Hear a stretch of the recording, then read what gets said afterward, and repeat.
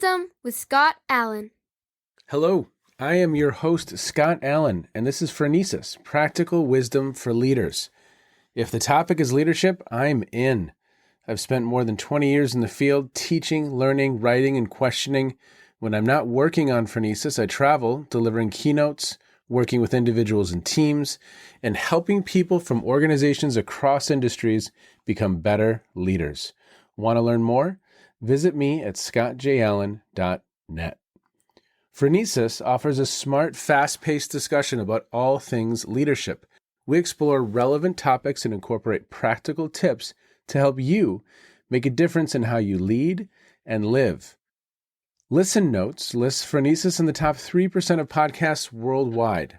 Phronesis is the official podcast of the International Leadership Association. ILA brings together those who teach, study, and develop leadership, advancing leadership knowledge and practice for a better world. Learn more at ila-net.org.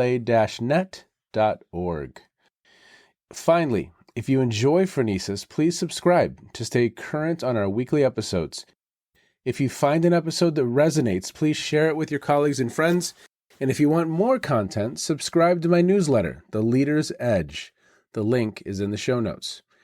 As always, thanks for listening. And now, here's today's show.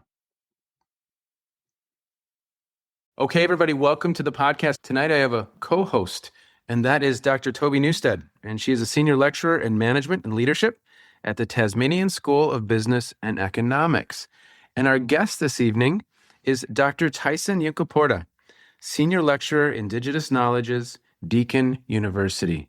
Now, Tyson, as I said to you before we jumped on the podcast this evening, about 3 or 4 years ago, I was excited to jump in the car. And I was excited to jump in the car because I was learning from you and I was listening to you. And this book, Sand Talk, caught my attention in very beautiful ways. And so you have been on my list of guests to ask to be on this podcast for a few years now. So we are so thankful that you would spend some time with us. Share your wisdom, share your knowledge, share your perspectives. Thank you. How are you, sir?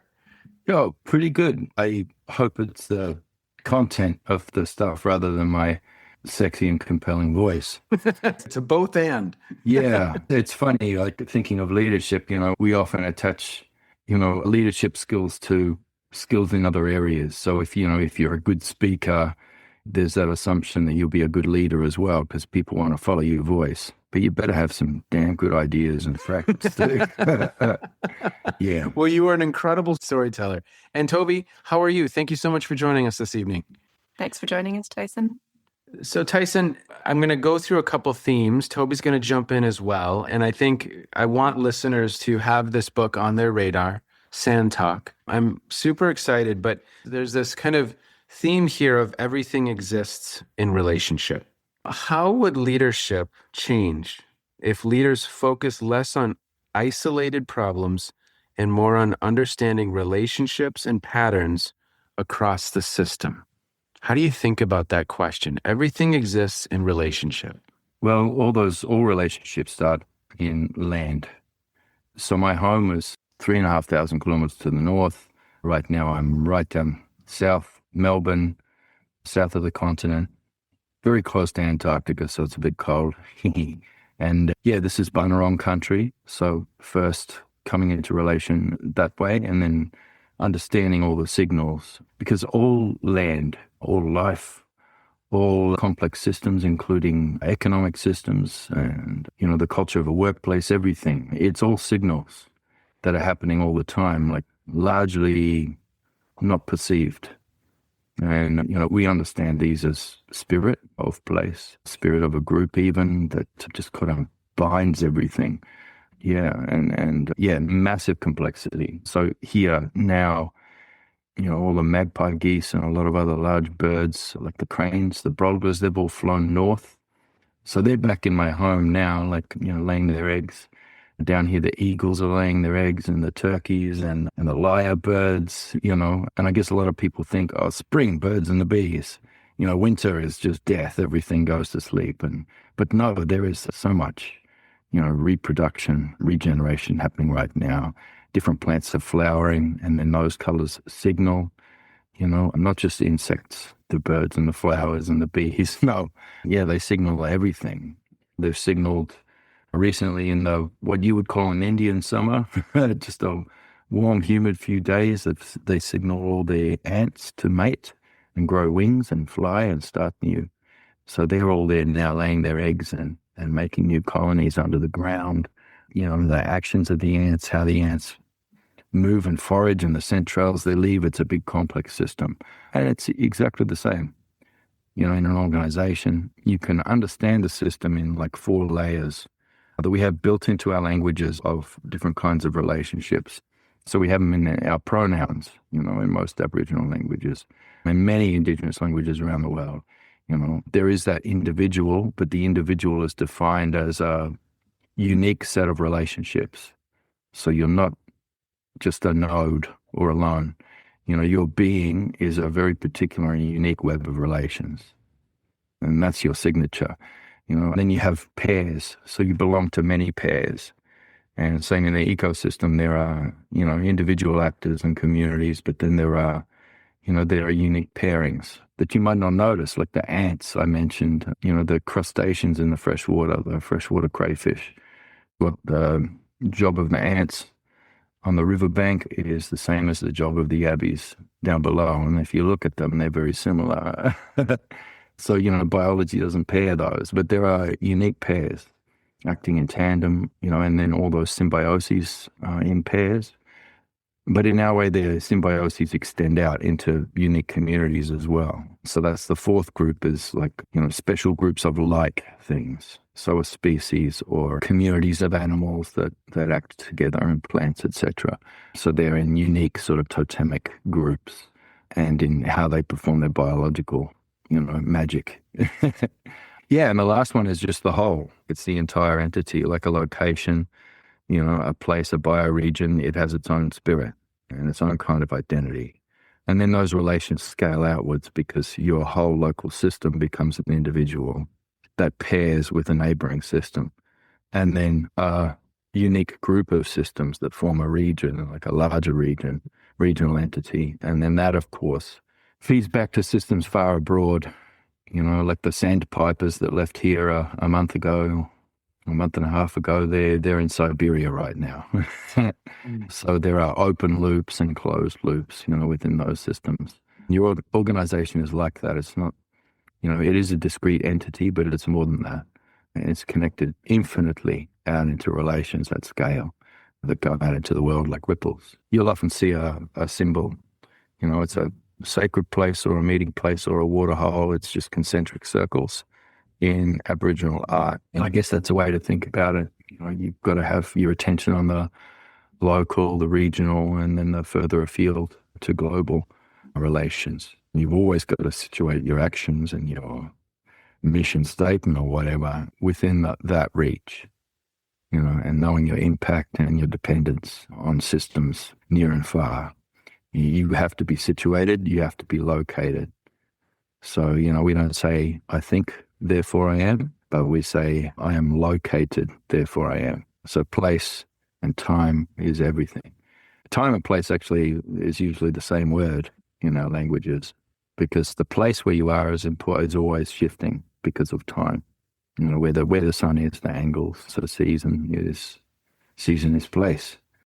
The inseparability of what we are and who we are and what we're trying to do as humans and the places that we are trying to do them. And I think it leads very beautifully to the next question, Tyson, that we had, which is around this modern approaches, Western sort of colonial approaches to leadership tend to preference extraction. That's sort of our approach to doing business and then therefore leadership. And I'm wondering if you could share your thoughts or story with us around what might happen if we shifted from sort of an extractive mindset approach to more of a stewardship, and what you were talking about with all this interrelatedness of so many overlapping webs and systems. And when we take more of a stewardship lens, what might that allow us to see or do in leadership? Well, I guess you would just expand your idea of vertical integration. So often, you can strengthen an organization by getting a stake, having a stake in the supply chain.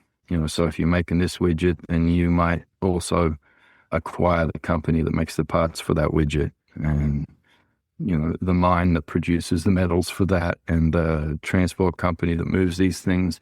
You vertically integrate like that. And so I guess that understanding of that kind of complex system and actually supporting that and strengthening that, that's already there in most decent leadership. But if you expand that to the things that are kind of unseen, then you can vertically integrate like your investments where there may not be immediate return on the balance sheet, but there will be long-term sort of health. And so this is investing in infrastructure. If you just try to acquire as much of the visible supply chain as you can, you end up with those supply chains become fragile because it's all dependent on a single entity. And, you get something like a pandemic and you're stuffed. You get something like superstorms and, effects of climate change and effects of biodiversity loss all along their supply chain. This will impact everything that happens. So you have to go into the unseen things, the infrastructure that you usually would assume the government and philanthropics are taking care of. Your social infrastructures and your environmental infrastructures as well. And you need to invest in that beyond carbon credits and biodiversity credit trading and stuff like that. Yeah, you have to invest in the communities that provide the workforce or on that supply chain as well. Make sure that they have legal, you invest in legal firms that advocate for migrant labor rights. If that system's depending on, migrant labor, which many of them are at various points on the supply chain, you invest in environmental restoration and basically care, that sort of stewardship for the environment all along, everywhere where your network of relations touches. Some stuff that, would normally be seen as charity or, tax-deductible donations or things like that. You kind of invest more heavily in that. And going out in those spheres of influence from the, local to non-local spheres of regional and even international kind of influence there. Yeah. And that's actual out-of-the-box thinking. With actual innovative thinking, if you're thinking along those lines and looking at the unexpected and usually unnoticed sort of connections of your system's health. And you're going to want diversity in there as well. When you're vertically integrating these, you're making sure you're bringing in, not just owning and taking over the entities to make it one monopoly, but actually building it out of interdependent relationships there. Because then that makes your supply chains extremely anti-fragile, in terms of business and everything else. But then also, if you're caring for the societies, communities, and environments along that supply chain, then you're stabilizing it and you're making it. It's a long-term investment, but it pays off long-term. That's just how you do your portfolio, eh? You do your certain percentage for day trading and higher risk investments, but you have to have your long-term investments in there. You got to have your gold and your art and your real estate and all that as well. And then you can do your high risk stuff like crypto startups. Yeah. Yeah, crypto. Oh my God. High risk. We're actually starting up a crypto now. It's like a protest coin. And so we're calling it Doge. So it's a backlash against the Doge, that Doge coin. Oh yeah. And we got one of our own dogs there that's, based on dog sculptures, the traditional ones from my people. So it's Doge instead of Doge. So it's the Department of Social Health and Equity. So we're doing this one, and then starting up, we want to try and fund all a lot of the stuff in Africa. We're starting in Uganda. The stuff that USAID shut down. Got shut down when the USAID got dumped. And you sort of wonder why there's Indigenous Australians doing that when, we've got our own problems. And this impacts us. There are open loops that go out, and we get feedback, cause and effect happening internationally like that. So these are things that we can affect and ripples, of change that we can make that also signals our commitment to values that are sustainable in the long term. Well, there's a mindset and a stewardship mindset or a perspective on the work we're doing that is critical and it's important. Yeah. And if we are a mindset of extract and move on, that's a certain mindset that I think can do great damage. Well, that's just it. Yep. Most organizations in the system we're in, they regard Africa as a point of extraction, so they don't make relationships there. And we're making relationships and investing there, and you think of that as just charity or just lost, wasted money, but the relationships we're forming are incredibly productive because some of your most amazing and innovative tech people are in Africa because they're in places with where they're putting together their own devices from old phones and bits and pieces of this and that, making them do amazing things, so we end up with on a Zoom call with 20 different hackers in Africa, and all around Nullarbor, they're there in Uganda, and we're on a 4-hour workshop trying to put together a neural net for an AI that we want to produce. And these guys are jumping in because we have that relationship with them. Yeah, forming these relations through an economy of care that you have in parallel to your usual operations. The relationships end up these being the things that produce your innovations. Well, innovation doesn't come from a singular genius. It comes from the most diverse community possible that you can create, the most diverse networks. Back to that, everything exists in relationship. And then, are we present and in tune with the individual, the pairs, the community, the whole, or do we have a mindset of stewardship versus simply extraction?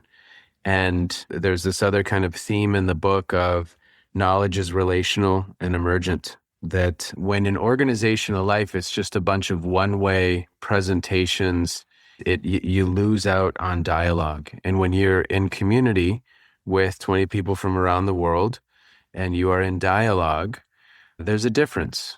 Through that dialogue, that knowledge and that understanding and that learning occurs. Would you talk a little bit to that? Yeah, you have your knowledge production and your knowledge transmission. And there's this idea that knowledge is produced in a silo and then it's communicated to everyone else. And that's not productive. Your knowledge transmission, it has to be a two-way, multi-way street, really, because then that becomes one of the core engine of your knowledge production. So I guess if you went into those 4 categories again, we tend to rely on these leaders and, unique silos of brilliant people or people who have a sexy and compelling voice and therefore you assume their knowledge is good. But I guess there's different levels of meaning making, that inform your decision making and your planning and strategy and everything else. That's through lived experience, We tend to elevate the lived experience of the powerful, the people who are in positions of leadership, and we assume that they reached that through some kind of exceptional raft of galaxy brain, bloody genius, etc. But they just have lived experience the same as a patient or a consumer or a worker or anything else. And we listen to the lived experience of people, but making decisions based on anecdotal evidence of the lived experience of people is, that's not enough. It's important to see that and to see the outliers because that informs the aggregate meaning you want to come to. But you can't rely on that, not from your leaders, but not from people who, let's center this minority voice right now and we'll hear about their lived experience. We'll make a decision based on that. It's like, yes, include that, but that's not where you make your meaning and make your strategy from there. And then I guess you think about dialogical meaning, so people in dialogue coming to a deeper understanding together. That's good too. So that's a kind of, a dialogical experience. And that could be from opposing, like partisan views. And then you develop something out of that. A lot of people think, third way, that's the best way. It'll be some kind of bloody, halfway point between them. And at the middle, the centrist sort of where everybody compromises, that's going to be the best solution, but that's a logical fallacy. Yeah, that third way is a logical fallacy. The halfway point between two different experiences and understanding is seldom the best path forward. Yes, that has to happen and you have to find the meaning in that, but then you have to go further. The engineers over here, or just the women's group who come together over here, or just the executive over here. Those are important because those people have a shared experience.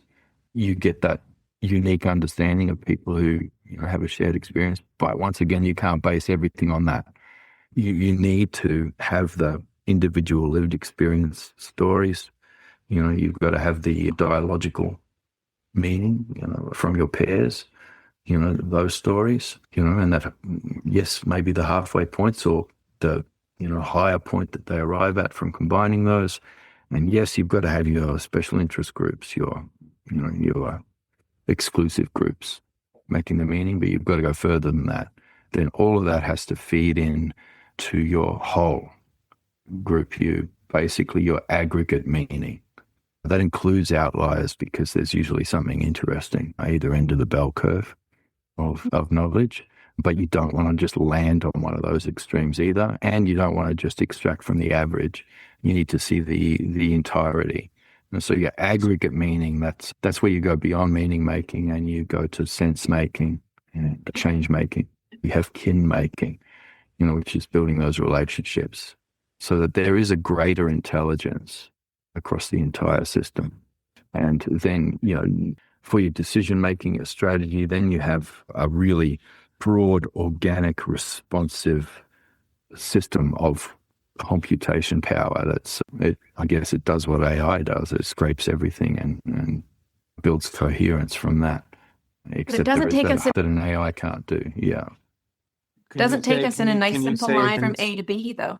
Tyson, can you say your last statement, and Toby, but just I want to make sure we're not talking over each other. Can you just say your last statement again, and then Toby, jump in? So that aggregate meaning, it's similar to what AI can do, like scraping the entirety to you get cohesion and see the blind spots and, everything else. But, if you have an organic sort of system, of all unique agents, people and everything else around, all able to contribute to that, then the signal is, it's very interesting and it's in real time. AI can only ever process yesterday's data, but a unified whole that's where you're processing the aggregate signals of everybody, that happens in real time. Yeah. And also the predictive, meaning making that people are doing, problems that they're seeing, which, once again, that contributes to the anti-fragility of your organization, and exciting decisions and strategies come from that. No simple line from A to B. nothing linear in what I'm hearing, which is fantastic. And I well, love it's it's like the strands of a spider web. There is linearity. Yes, there are straight lines, but they're usually intersecting and interwoven with others, and there is a pattern. There's nothing wrong with linear thinking, only if you're focusing on one line, then it becomes a problem. Yeah. I love it. It's one of the things that really sticks with me from your book. And I've heard you speak to it and other stuff I've listened to of yours as well around listening to the margins. And I think that is so valuable and so easy to overlook and cast aside, the ends of the bell curve on either side, to discard them. And love listening to your description of what it is to create and come to knowledge relationally, and knowledge that is emergent. And I'm wondering if you can share with us some of the knowledge you have access to around this distinction between linear thinking and how it breaks down, and complex systems and how we might live and understand in them. Well, I guess it's focused on that sort of imperative to have certainty. The systems we live and work in, these demand predictability, measurability, replicability. So you need some degree of certainty in order to be able to invest in this and that. I guess if you use the spider web analogy again, maybe there's one strand of the web that's come loose, and it's just this dry sort of wisp hanging off the web, and And you think, well, that's not part of the pattern, but it is. If you pay attention to that and how it's moving, then you'll understand the air currents, how they're moving, and then that will signal to you the direction that the insects are going to be coming from as well. And then that will help you understand and locate where the spider is, where that's hiding. So there's the signals to be found, in everything around, not just the obvious things. And that gives you a bit of a superpower, a bit of an edge, on the predictability thing, because, you have to be able to, make accurate predictions in complexity. But if you focus on that one thing, that one line, that anchor point of the web, what you see as the strongest line, and you're focusing on that, then you'll miss things. And it's just, I guess it's that desire for certainty. And that's driven by the incentives, the perverse incentives of a system that demands short-term growth. Quarterly and annually and in different periods, we expect to see growth. Say over 5 years, we project that we'll have this growth. So you invest there and you'll make bloody 8% or something like that. So the focus on growth it's destructive.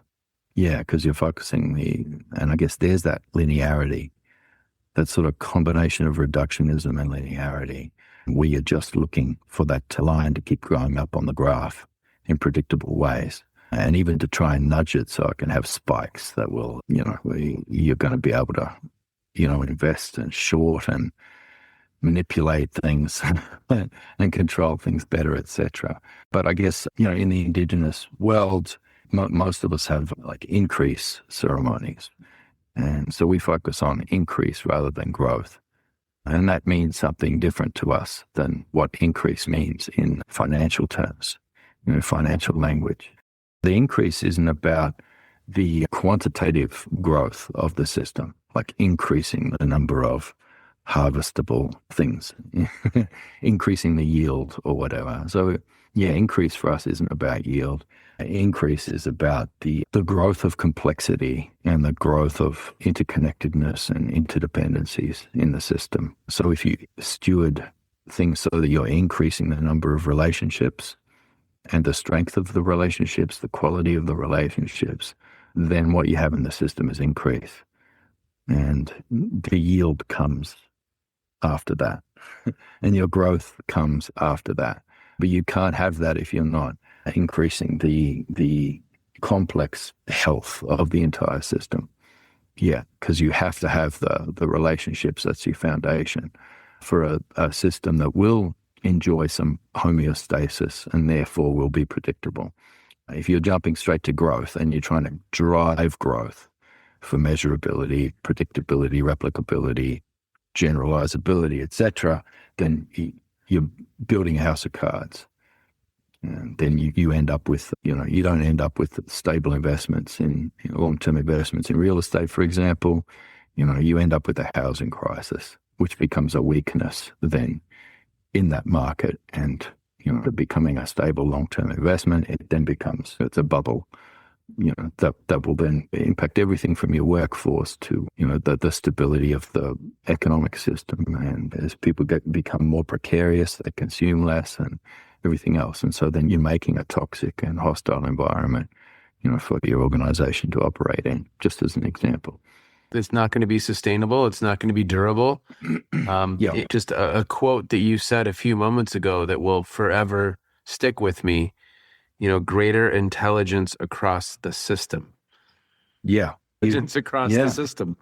That's how you create an anti-fragile, organization, is by building and investing in an anti-fragile network, around that organization, anti-fragile environment system. And that means interdependencies. That means relationality. You increase your foundation of relations, then you're increasing systemic health and systemic stability, and you're providing the soil for growth. When you do that, relations first, make your foundation relational. Toby, as we begin to wind down our time, would you close us out with a final question? It could be anything on your mind right now. I don't want to wind down, Scott. I want to keep talking. Hey, Listening. I want to keep listening. wind Still up. thinking about, I'm never going to see a spider web the same way. I mean, I just love, I that was love such this, a yeah. good answer. Yeah, and that relationality is the dirt. I have Soil, too many yeah. images in my head to think in words that I need to put together to Yeah. express a question. I mean, my first thought is, Tyson, what else do you want listeners to know? And I do have something else to follow up with, but what else do you want to say? Well, if we're talking about what is there that can promote increase in systems health through engagement with First Peoples, yes, on that acknowledgement level, you can include staff members who are Indigenous, but then that puts a lot of pressure on them as individuals as well. And then if we're looking for Indigenous knowledge, usually that comes across as, there are artifacts or little snippets of, interesting and inspiring things from Aboriginal culture. And yeah, I mean, if you hire consultants and inspirational speakers and all that sort of thing, or if you have interactions with community where you want to include, story from the community, yeah, it's usually focused on moments frozen in time, those artifacts, those brief performances of snippets of culture, which can be inspiring, interesting, annoying for some people, or just, feel good of, hey, we're doing inclusion. In this local government area, in their council rooms, they've renamed all of them Aboriginal names that no one can pronounce. Yeah. It's part of the sense-making work we were doing. But here's the problem. I mean, there is no story there, and there needs to be a unified narrative, but also focusing on Indigenous processes, Indigenous systems. So not just Indigenous knowledge systems that can be plundered for bits and pieces and words and objects and acknowledgements, but Indigenous systems knowledge. How can our understanding of systems actually help inform your work and your change making and your sense making, and even your understanding of narrative? So you see there's a pretty huge industry, consulting and coaching and all the rest. You people coming in and it's, how to use narrative in our organization. What's our organization's narrative? And there's story making consultancies around that come in and do that, and they do fireside chats, they do all different things. You see that coming out in the agile sort of stuff as well, which is interesting because they work across those same four things, the individuals, and then, but building the narrative is, it's usually shallow. It's not supposed to be something that just, unifies people to the task or anything like that. It's got to be something that you can grow from, because your narrative, whether you like it or not, these emerge. And your narrative is the thing that provides your incentive structures and your permission structures. And the permission structures, are the things, usually that will allow or promote or maintain the things that are actually unhelpful. The permission structures are usually people's, their agendas, their own agendas or their own personal interests or group interests in maintaining dominance or maintaining positional authority or increasing their power or something like that. And the stories form about that, but they're wrong story. They're perverted stories. And these are the things that create perverse incentives, that actually damage the organization, make things toxic. So your stories, I guess they need to build trust rather than just confidence. So we're in a marketplace that responds more to confidence than trust at the moment. So a person with massive confidence, can go out and announce that, hey, there's a ceasefire and, this, supply lane will open up next week. And then, everybody trusts that, like over and over. Or a billionaire will, announce that they're buying a certain stock. And so then the price will go up because suddenly there's heaps of demand for that. And then on Monday they'll say, no, I'm pulling out of that. And then it'll crash and everyone gets shorted. But people, weirdly, they follow confidence. And the people best able to project confidence, these are the ones who end up being your leaders.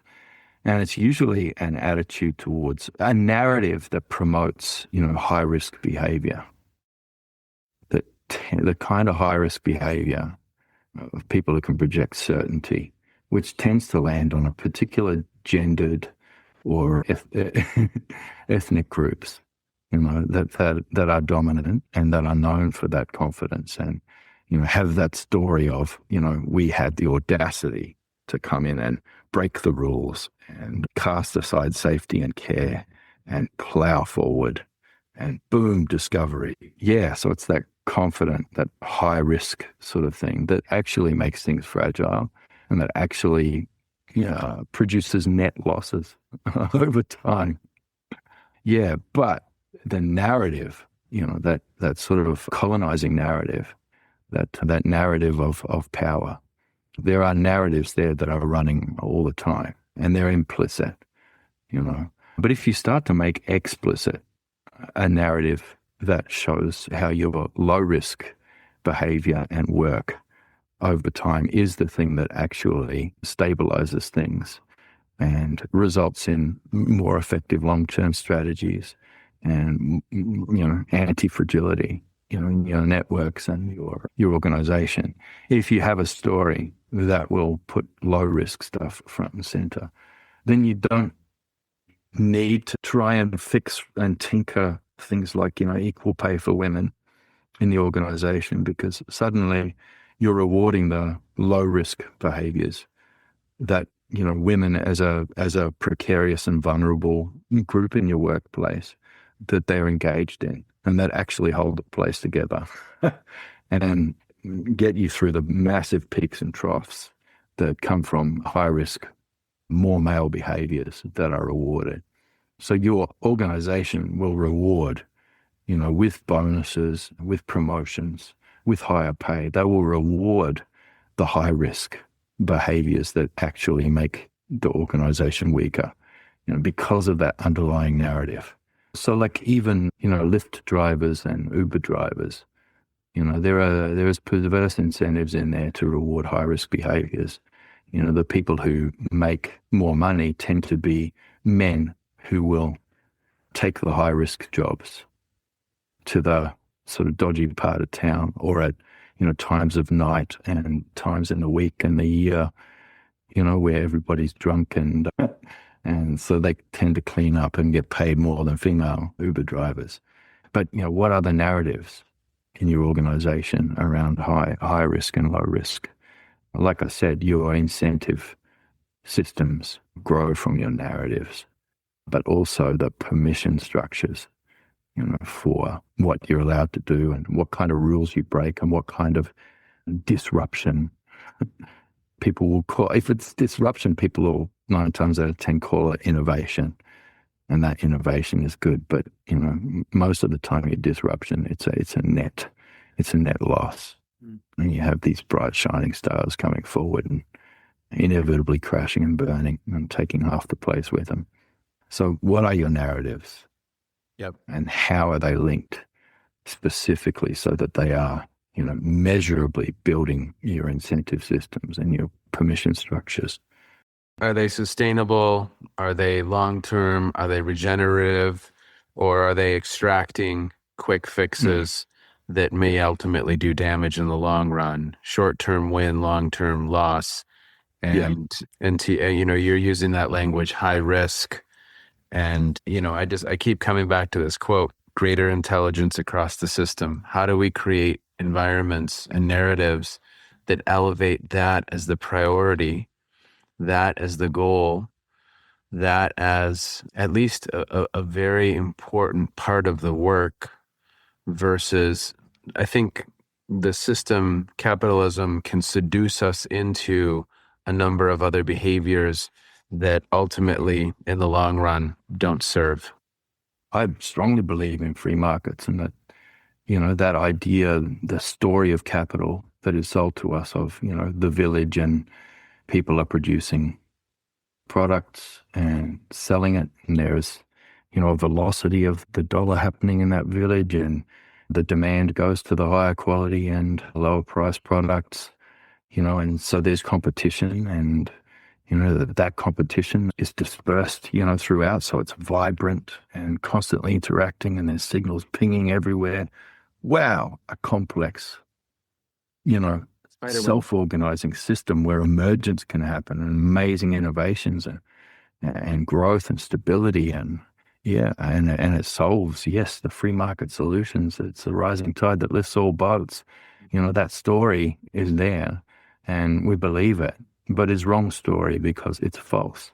What's happening in there is actually corruption and, rigging. It's always being rigged. And yes, it's destructive. It destroys entire industries, and the goal is to destroy those things and just sort of strip the place for parts, extract what you can as an individual, and then desert the ship with the other rats before it sinks. And this is what's happened to capital. And it's just a hangover from the past, all these cultures of kings and queens and nobility. And capital's been subverted towards that so that the stories are wrong stories. They're not true. Yeah. But imagine having a right story that wasn't trying to fool people into thinking that's the system you're in when their actual existence is increasingly precarious. What if there was one that, let's actually do the village and the free market, and let's make sure, we have things in place in the system that will stabilize it and keep it complex and interdependent. Then you can have a proper free market that delivers on the beautiful dream, the beautiful story that's actually never been achieved. Yeah. That's the sequel to Sand Talk, by the way, is right story, wrong story. That inform the disinformation and power interests, where the story is a lie and the actual story beneath it is, manipulating people and to support things that are against their best interests. And that sort of tilting of the world and tilting of the system. So it was kind of a sobering follow-up to Sand Talk, which was all like, hey. And I don't know. Yeah, but it's a trilogy because there's a third one now, Snake Talk. And, Snake Talk is how to foster those interdependencies. Okay. Indigenous processes of traditional embassy, how that happens.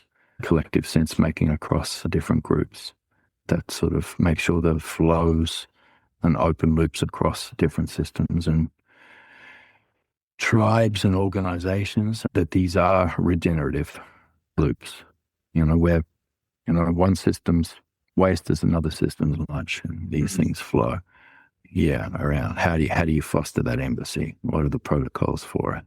And this happens to exist in the serpent stories. So it comes back to narrative again. You look at the foundational serpent stories of your culture, any human culture that you're in, there will be snakes there. And, in every story, even sort of twisted biblical narratives that are co-opted for prosperity gospels and things like that, with the perverse incentives of all that, it's still, at Genesis, there is still an older entity there, a serpent. That is, everything's just been created, but that serpent is already the ancient enemy. Yeah, so the serpent is the thing that pre-exists most people's creation narratives. And if you can get to the foundational law of your serpent, you'll find that it's the same everywhere and has some very broad principles of right creation and right destruction. So everything that you create must be regenerative, and every act of destruction, every disturbance you create should be a regenerative disturbance as well. So that's good disruption and good innovation in that way. But bad creation and bad destruction is stuff that damages the relationships and the foundations of healthy systems. Yeah, but your serpent, who is neither good nor evil, he's creator and destroyer, and often is slain by the hero. So that's all your dragon stories from everywhere in the world.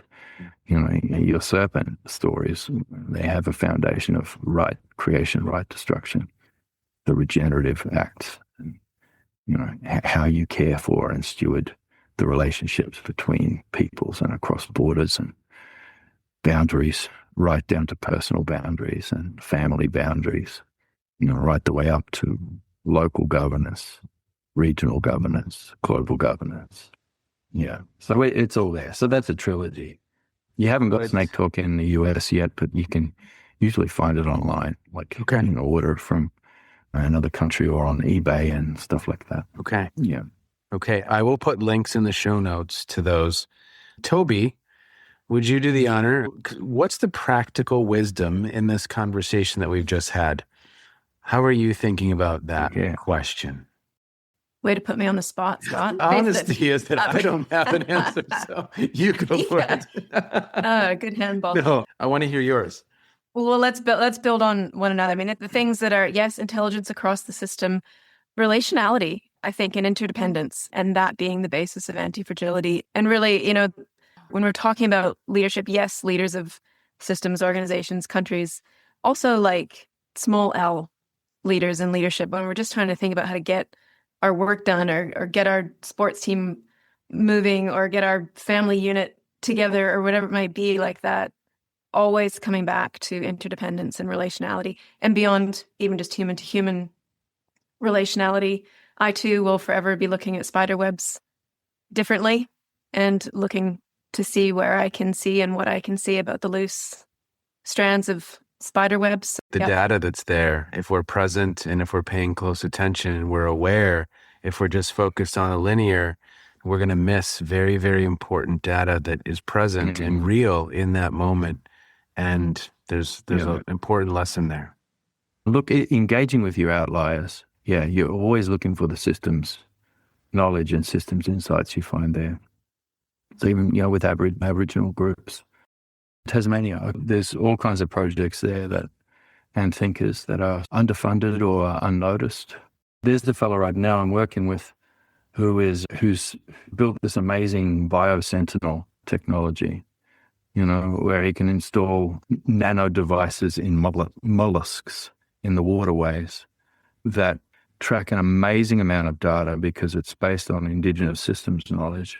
So it can derive a lot of incredible analysis and data, you know, just from these minute changes in the behavior of the mollusks, you know, and that goes to a big sort of vault in a data center. And then there's, you know, elders who process that knowledge. But then that becomes valuable in itself. And it's all encrypted at the point of collection. Encryption is value now. So you have something that's basically a really big sort of asset. Yeah, that's created out of that. And then entire sort of systems of value and currency and flow that come from that. That's just incredible. He's got the entire system mapped out. And he can scale it for 50 grand. He's raising that now. That would be a good investment. That's a fellow you want to come in and talk to your staff. Yeah. So, and yes, do the inspiring stuff. But when people come in and they talk to you about Aboriginal knowledge in your local place, look for the stories and think about the incentives that are in the stories and the understandings that are in the narratives that they share that could actually, you know, create better permission structures and incentive structures in your organization. There is depth in the narratives because these are things that reflect natural and social systems and keep them on track over deep time. So your long-term interdependencies, you know, your landscape for the longevity of your organization and the health of it, you know, these are there in the stories. So it's that shift between, you know, just understanding Indigenous knowledge systems and, you know, being able to leverage Indigenous systems knowledge. It's, different. We actually have a non-profit now. We've set up the Indigenous Systems Knowledge Collective. You know, we network and support, you know, with a lot of Indigenous systems thinkers and people doing different projects, putting together labs to do the research where, you know, these things can actually, you know, be used and replicated, you know, in different organizations. So I don't know. So we've innovated a new kind of board structure that we're trialing in a few non-Indigenous organizations now, which has ended up just infusing right through the entire leadership and management structure of organizations, not just the board. That's pretty exciting. Yeah, we've got 1,000 projects like that. And Indigenous systems thinking it's really exciting. And you're not stealing culture. You know, if you're creating these sort of creolized systems, you know, at the interface between Indigenous and non-Indigenous peoples, there's gold to be found there. It's there's relationships that can be made in that tough space. Tyson, Toby, I'm so thankful for the two of you. Thankful for this conversation. I appreciate you, sir. I appreciate the work that you're doing, helping me better understand your perspectives, ways of knowing. I love learning, and I feel like I learn from you every time I listen to one of your books. I've learned in this conversation tonight. Toby, I appreciate you. Thank you so much for jumping in and co-hosting this episode of Practical Wisdom for Leaders. And to listeners, there is a lot of links in the show notes. So click on those, learn more about Toby, learn more about Tyson and his work. And as always, thanks so much for checking in wherever you are in the world. Thanks to the two of you. Have a great day. Thanks, Tyson. Thanks. You have just finished another episode of Practical Wisdom for Leaders with Scott Allen. To contact me, visit scottjallen.net or send me a note at scott@scottjallen.net. I'm also on LinkedIn, so let's connect. If you have feedback, I'd love to hear it. And as always, thank you so much for listening. And now here's my daughter, Emily, with the outro.